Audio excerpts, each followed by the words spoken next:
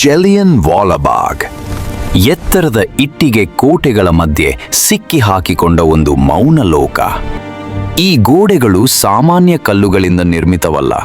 ಇವು ಸಾವಿರಾರು ಕನಸುಗಳ, ಸಾವಿರಾರು ಉಸಿರಾಟಗಳ ಸಾಕ್ಷಿ. 4 ದಿಕ್ಕುಗಳಿಂದ ಎತ್ತರವಿರುವ ಈ ಕೋಟೆಗಳು ಒಂದು ಮಾತ್ರ ಕಿರಿದಾದ ದ್ವಾರ. ಒಳಗೆ ಬಂದವನು ಹೊರಗೆ ಹೋಗಲು ಅನುಮತಿ ಕೇಳಬೇಕಾದ ಸ್ಥಳ. ಈ ಗೋಡೆಗಳು ಮಾತಾಡುವುದಿಲ್ಲ, ಆದರೆ ಮೌನದಲ್ಲೇ ಚೀರಾಡುತ್ತವೆ. ಗೊಳಿಗಳ ಶಬ್ದ, ಜನರ ಓಟ, ಮಕ್ಕಳ ಅಳಲು ಇವೆಲ್ಲವನ್ನು ಈ ಕೋಟೆ ತನ್ನೊಳಗೆ ಶಾಶ್ವತವಾಗಿ ಬಂಧಿಸಿಕೊಂಡಿದೆ. ಇಂದು ಇಲ್ಲಿ ಶಾಂತಿ ಇದೆ, ಆದರೆ ಈ ಶಾಂತಿ ರಕ್ತದ ಬೆಲೆಯಲ್ಲಿ ಬಂದದ್ದು. ಸ್ವಾತಂತ್ರ್ಯಕ್ಕಾಗಿ ಮೌನವಾಗಿ ತ್ಯಾಗವಾದವರ ಅಮರ ಸಾಕ್ಷಿ.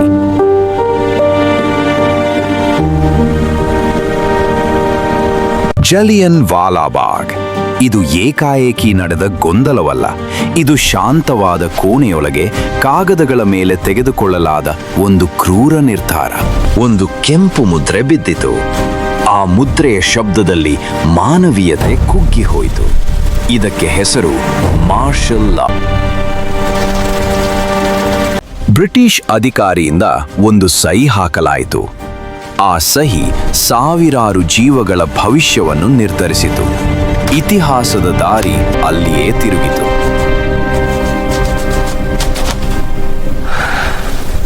ಮಾರ್ಷಲ್ ಲಾ ಅದು ಕಾನೂನುಗಳ ಆಳ್ವಿಕೆಯಲ್ಲ, ಅದು ಭಯದ ಆಳ್ವಿಕೆ. ಅಲ್ಲಿ ಸೇನೆಗೆ ಸಂಪೂರ್ಣ ಅಧಿಕಾರ, ಜನರ ಜೀವನದ ಮೇಲೆ ಬಂದೂಕಿನ ನೆರಳು. ಆಗ ತಾನೇ ಮೊದಲನೇ ವಿಶ್ವಯುದ್ಧ ಮುಗಿದಿತ್ತು. ಯುದ್ಧದ ಧೂಳು ಇನ್ನೂ ಆಕಾಶದಲ್ಲೇ ಇರುವಾಗ ಬ್ರಿಟಿಷ್ ಸರ್ಕಾರ ಮತ್ತೊಂದು ಭಯದ ಶಾಸನವನ್ನ ಭಾರತೀಯರ ಮೇಲೆ ಮತ್ತೆ ಏರಿಸಿತು. ಅದೇ ರೌಲಟ್ ಕಾಯ್ದೆ. ಈ ಕಾನೂನಿಗೆ ನ್ಯಾಯದ ಮುಖವೇ ಇರಲಿಲ್ಲ. ಯಾರನ್ನಾದರೂ ನೇರವಾಗಿ ಜೈಲಿಗೆ ತಳ್ಳುವ ಅಧಿಕಾರವಿತ್ತು.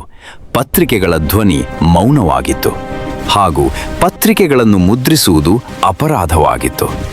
ಇಲ್ಲಿಗೆ ಬಂದು ಕೂಗಿದವರು ದ್ರೋಹಿಗಳಲ್ಲ, ಅವರು ಶಾಂತವಾಗಿ ತಮ್ಮ ಹಕ್ಕು ಕೇರಿದ ಜನ. ಆದರೆ ಆ ಶಾಂತಿಯನ್ನೇ ಅಪರಾಧವೆಂದು ಘೋಷಿಸಲಾಯಿತು. ಈ ಕ್ರೂರ ಕಾನೂನಿನ ವಿರುದ್ಧ ಭಾರತ ಬಂದೂಕು ಹಿಡಿಯಲಿಲ್ಲ. ಮಹಾತ್ಮ ಗಾಂಧೀಜಿ ಆಯ್ದುಕೊಂಡದ್ದು ಶಾಂತಿಯ ದಾರಿ. ಅವರು ಘೋಷಿಸಿದರು ಸತ್ಯಾಗ್ರಹವನ್ನು, ಅನ್ಯಾಯದ ಎದುರು ಅಹಿಂಸೆಯ ಶಕ್ತಿಯನ್ನು. ದೇಶದಾದ್ಯಂತ ಜನ ಎದ್ದರು. ಬಂದೂಕಿಲ್ಲ, ದ್ವೇಷವಿಲ್ಲ, ಶಾಂತಿಯಲ್ಲೇ ಪ್ರತಿರೋಧ. ಆದರೆ ಅಮೃತಸರ್ನಲ್ಲಿ ಆ ಶಾಂತಿ ಕುದಿಯತೊಡಗಿತು. ಮೌನವೇ ಆಕ್ರೋಶವಾಯಿತು. ಜನರ ಧ್ವನಿಯಾದ ಡಾಕ್ಟರ್ ಸೈಫುದ್ದೀನ್ ಕಿಚ್ಲು ಮತ್ತು ಡಾಕ್ಟರ್ ಸತ್ಯಪಾಲ್ರನ್ನು ಗುಪ್ತವಾಗಿ ಬಂಧಿಸಲಾಯಿತು.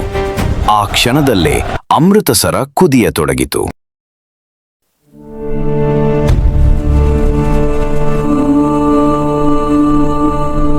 ಅದು ಬೈಸಾಖಿ ಹಬ್ಬದ ದಿನ. ಗ್ರಾಮದ ಎಲ್ಲಾ ಕುಟುಂಬಗಳು ಸಂಭ್ರಮದಿಂದ ಸೇರಿದ್ದವು. ಬೈಸಾಖಿ ಹಬ್ಬದ ಸಂತೋಷದಲ್ಲಿ ಸಾವಿರಾರು ಜನರು ಜಲಿಯನ್ ವಾಲಾಬಾಗ್ ಪಾರ್ಕ್ನಲ್ಲಿ ಒಟ್ಟುಗೂಡುತ್ತಿದ್ದರು. ಹಬ್ಬದ ನಗುವಿನ ನಡುವೆ ಇತಿಹಾಸ ಬರೆಯಲ್ಪಡುವ ಕ್ಷಣ ಹತ್ತಿರವಾಗುತ್ತಿತ್ತು.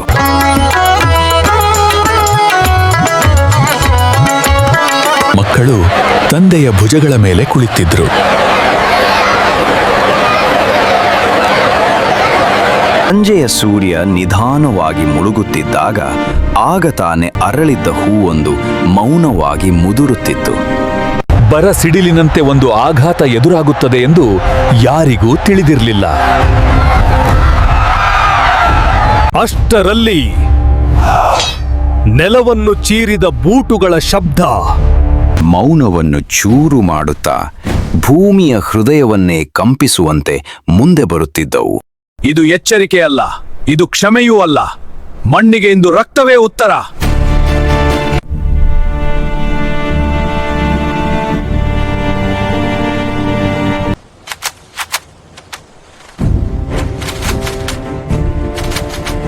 Open fire!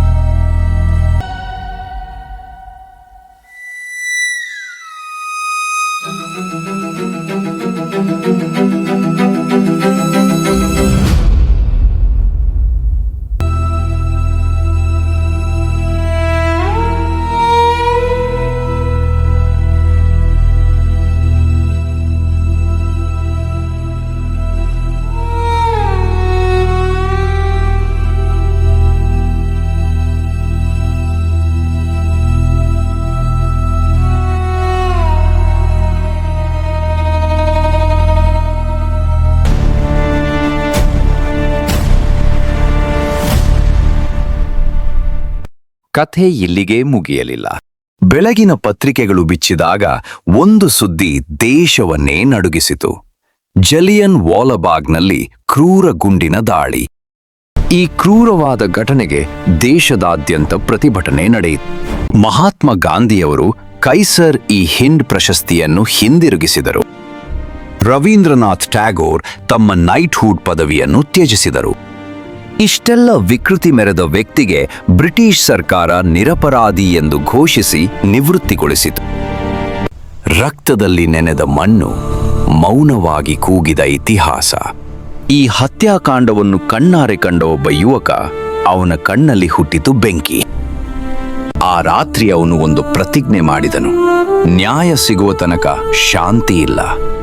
ಭಾರತದಲ್ಲಿ ಉಳಿಯುವುದು ಅಪಾಯವಾಗಿತ್ತು, ಆದರೆ ದೇಶವನ್ನು ಬಿಟ್ಟು ಹೋಗುವುದು ಅವನ ಗುರಿಯಲ್ಲ, ನ್ಯಾಯದ ಹುಡುಕಾಟದ ಆರಂಭ. ಅಮೆರಿಕ, ಯುರೋಪ್ ಒಂಟಿಯಾದರೂ ಅವನ ಹೃದಯದಲ್ಲಿ ಒಂದೇ ಧ್ವನಿ: ಸ್ವಾತಂತ್ರ್ಯ. ಲಂಡನ್ನಲ್ಲಿ ವರ್ಷಗಳ ಮೌನ, ಆದರೆ ಆ ಮೌನದೊಳಗೆ ಬೆಳೆಯುತ್ತಿತ್ತು ಪ್ರತೀಕಾರದ ತಾಳ್ಮೆ. 1940 ಮಾರ್ಚ್ 13, ಕ್ಯಾಕ್ಸ್ಟನ್ ಹಾಲ್. ಇತಿಹಾಸ ಉಸಿರುಗಟ್ಟಿದ ಕ್ಷಣ. ಒಂದು ಗುಂಡು, ಅದು ಕೇವಲ ಹತ್ಯೆಯಲ್ಲ, 21 ವರ್ಷಗಳ ನೋವಿನ ಪ್ರತಿಧ್ವನಿ. ಉಧಮ್ ಸಿಂಗ್, ಅವನು ವ್ಯಕ್ತಿಯಲ್ಲ, ಜಲಿಯನ್ ವಾಲಾಬಾಗ್ನ ಅಮರ ಆತ್ಮ.